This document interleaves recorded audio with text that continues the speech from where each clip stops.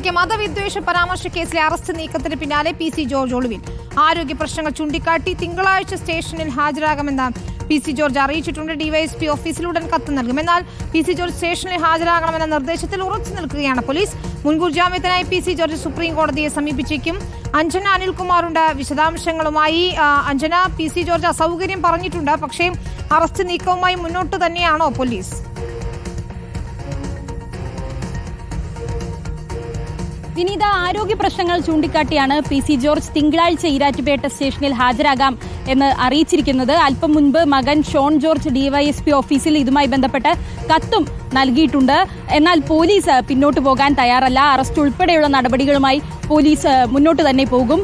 ഇന്ന് 2 മണിക്ക് ഹാജരാകണമെന്ന നിർദ്ദേശം നേരത്തെ ഈരാറ്റുപേട്ട പോലീസും പാലാ പോലീസും ചേർന്ന് PC ജോർജിന്റെ വീട്ടിലെത്തി ഇങ്ങനെ ഒരു നിർദ്ദേശം നൽകിയിരുന്നു.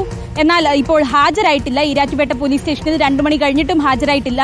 ഹാജരാകാൻ കഴിയാത്ത സാഹചര്യം അറിയിച്ചുകൊണ്ടാണ് ഇങ്ങനെ ഒരു കത്ത് ഇപ്പോൾ നൽകിയിരിക്കുന്നത്. ഇതിനു മുൻപ് തന്നെ ഷോൺ ജോർജ് നേരിട്ട് സ്റ്റേഷനിൽ വിളിച്ചും ഹാജരാകാനുള്ള അസൗകര്യം അറിയിച്ചിരുന്നു. എന്തായാലും വിദ്വേഷ പരാമർശം നടത്തിയതിന് പിന്നാലെ മുൻകൂർ ജാമ്യം തള്ളുകയും അതിന് പിന്നാലെയാണ് ഇപ്പോൾ അറസ്റ്റ് ഉൾപ്പെടെയുള്ള നടപടികളുമായി പോലീസ് ഉറച്ചു നിൽക്കുന്നത്.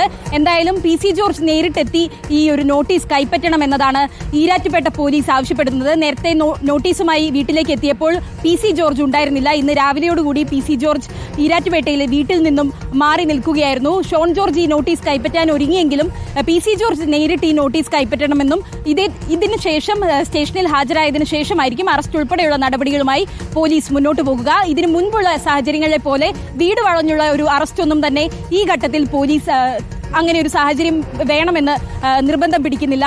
ഇതിനു മുൻപെല്ലാം തന്നെ അതെല്ലാം PC ജോർജിന് രാഷ്ട്രീയപരമായി നേട്ടമുണ്ടാക്കുക മാത്രമേ ചെയ്തിട്ടുള്ളൂ. അതിനാൽ തന്നെ PC ജോർജിന് നേരിട്ട് നോട്ടീസ് നൽകാനായി ഒരുങ്ങുകയാണ് പോലീസ്. ടവർ ലൊക്കേഷൻ അടക്കം പരിശോധിക്കുന്നുണ്ട്. എന്നാൽ ടവർ ലൊക്കേഷനിൽ ഇപ്പോൾ വീടിന്റെ ലൊക്കേഷൻ തന്നെയാണ് കാണിക്കുന്നത്. ഫോൺ കൊണ്ടുപോയിട്ടില്ല എന്നതാണ് നമുക്ക് പോലീസ് വൃത്തങ്ങളിൽ നിന്നും മനസ്സിലാകുന്നത്. വിനീത, ശരി, അഞ്ജനയാണ് വിശദാംശങ്ങൾ.